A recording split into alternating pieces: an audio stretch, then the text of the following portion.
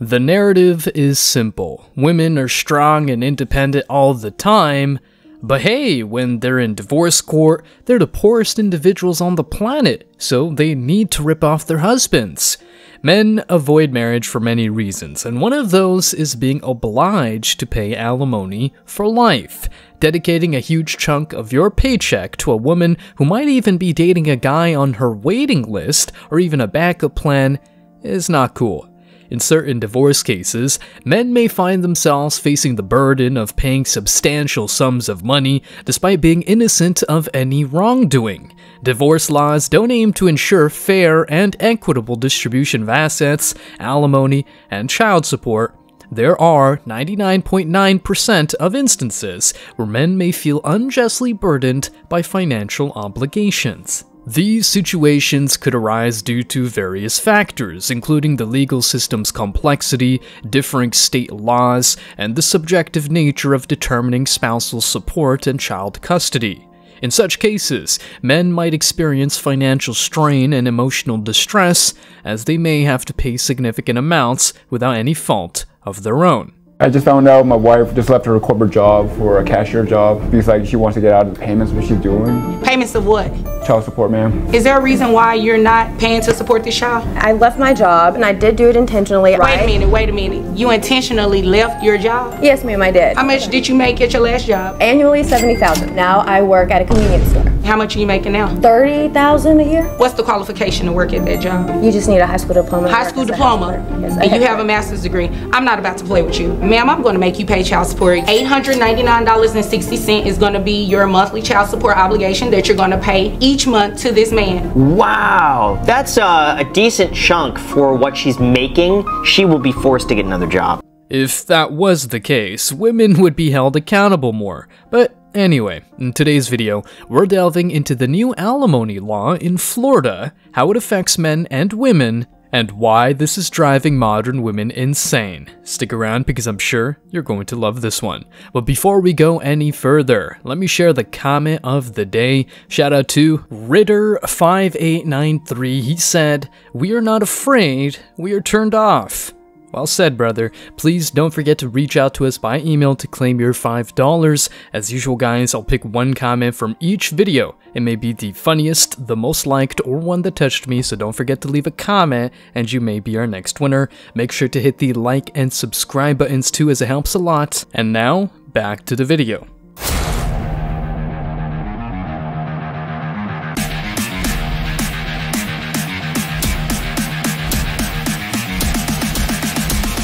Embrace your masculinity.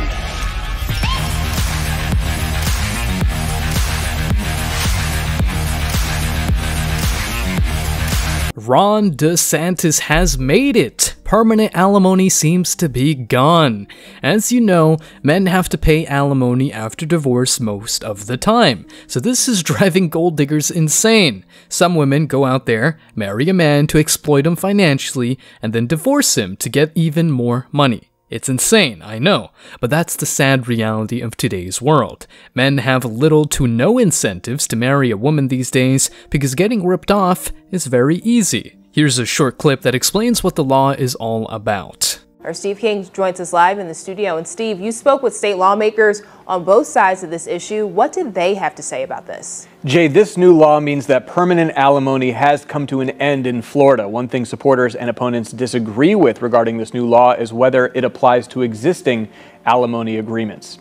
Governor Ron DeSantis signed this bill last night, and the new law took effect today. Supporters say that this bill limits how long an ex-spouse would be required to make alimony payments, but supporters also say this would not apply to current agreements. However, opponents say courts could decide this new law could apply to existing alimony agreements, which puts some ex-spouses in a situation where they're unable to support themselves because they were depending on those payments. Democratic State Representative Anna Escamani of Orlando opposed the bill. It's always been important to allow judges to decide what is in the best interest of that family and, of course, of children, if there are children involved in the divorce. And this bill, now law, alongside others that have passed recently, pull that process away from the courts and into a more political realm. Republican State Representative John Snyder of Martin County, who approved the bill, says in part, quote, "As society changes, we have more households where both spouses work." By eliminating permanent alimony, the bill strikes a good balance between supporting the spouse who might not earn as much income during the marriage, while also encouraging self-supporting. Governor DeSantis vetoed a similar bill last year. We reached out to his office for a comment about this new law, but so far we've not heard back. That woman was parroting a narrative. She goes straight to the quote-unquote poor single moms who depend on their ex-husband's income.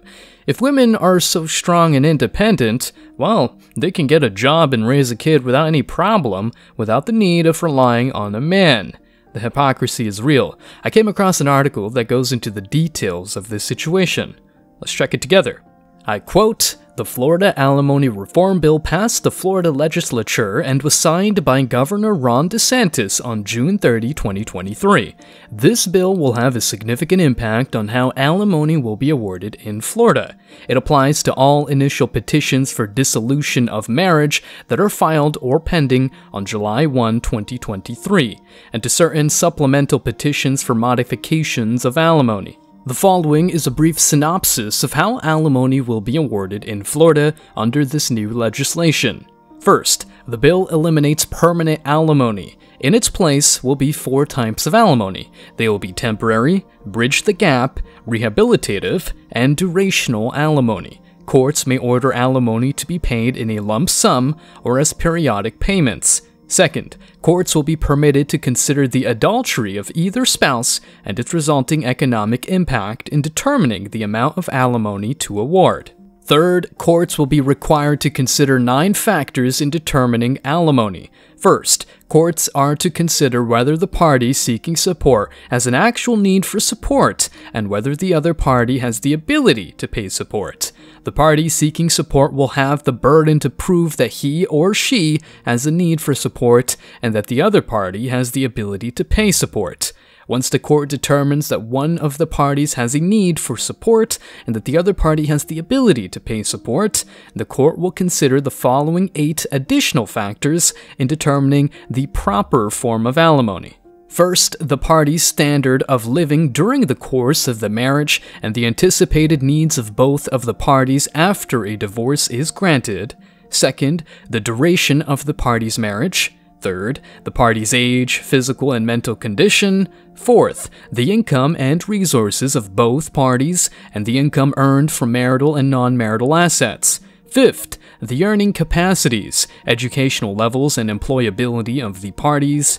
Courts are to consider the ability of both of the parties to obtain the necessary skills or education to enable themselves to either contribute to their own support or become self-supporting. Sixth, the contribution that each of the parties made to the marriage, including education, career building, homemaking, and childcare.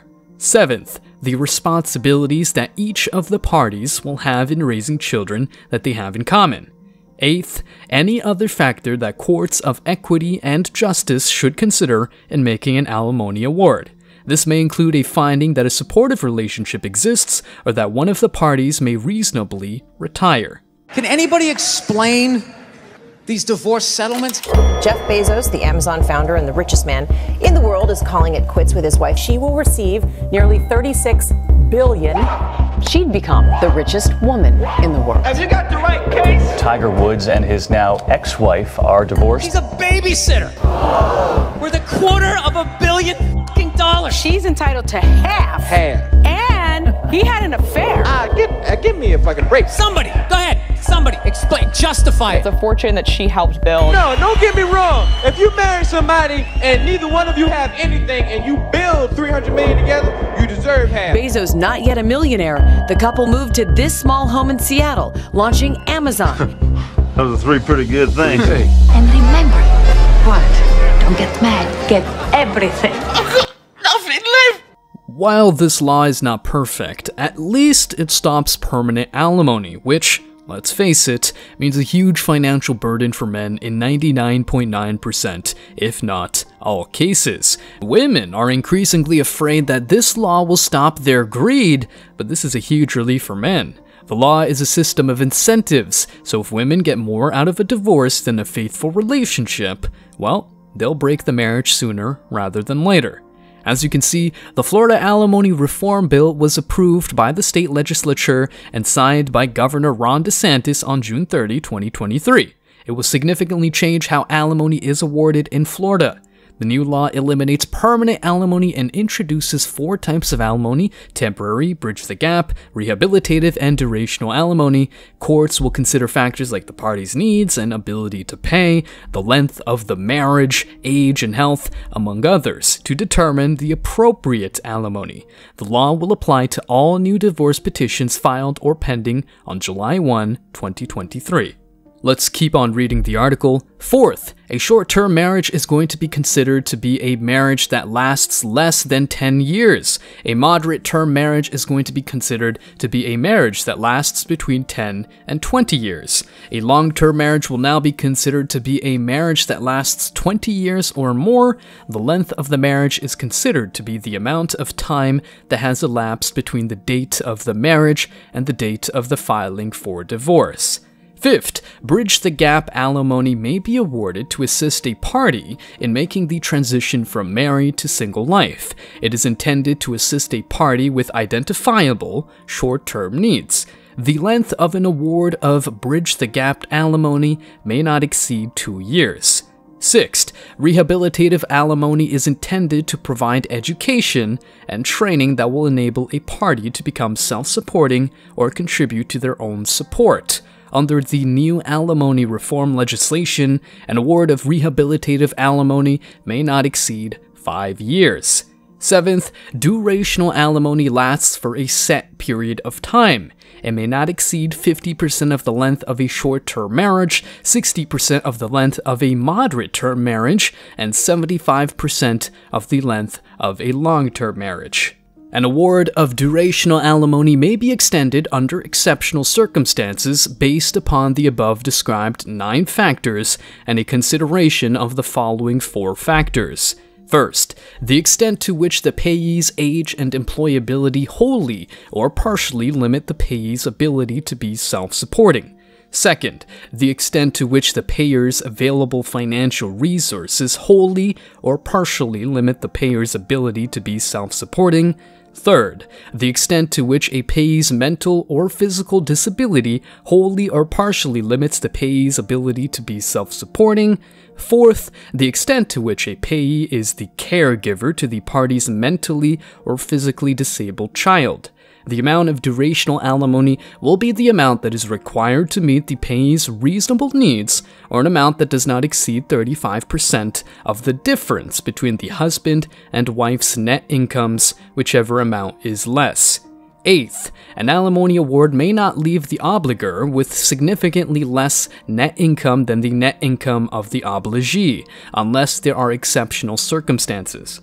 In actions for modification, the court will be authorized to terminate or reduce an award of alimony when the payer has reached the normal retirement age. The normal retirement age will be considered to be the normal retirement age specified by the Social Security Administration or the customary retirement age for the payer's profession. The payer must actually retire or make demonstrable efforts to retire. Retirement must reduce the payer's ability to pay. The court will look at the following 10 factors in determining whether to reduce or terminate alimony. First, the age and health of the payer. Second, the type of work performed by the payer. Third, the customary age of retirement in the payer's profession. Fourth, the likelihood that the payer will return to work, and the payer's motivation for retiring.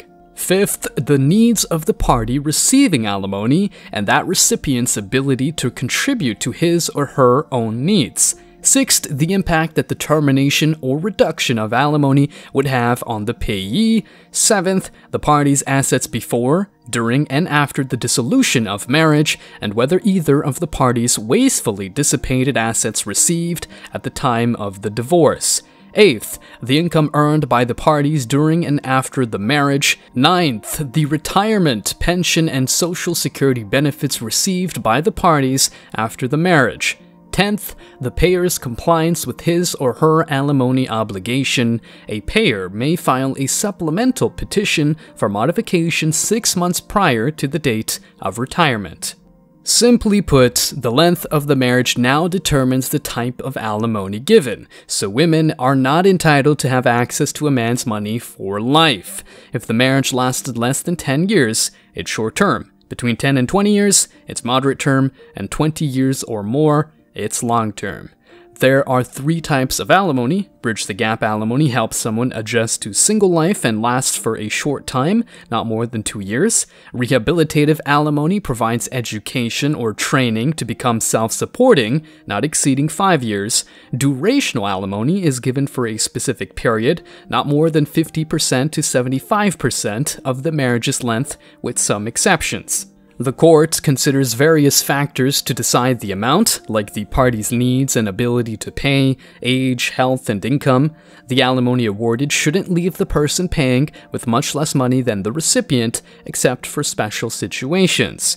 If the person paying alimony reaches retirement age, they can ask the court to reduce or stop the payments if they can't afford it anymore.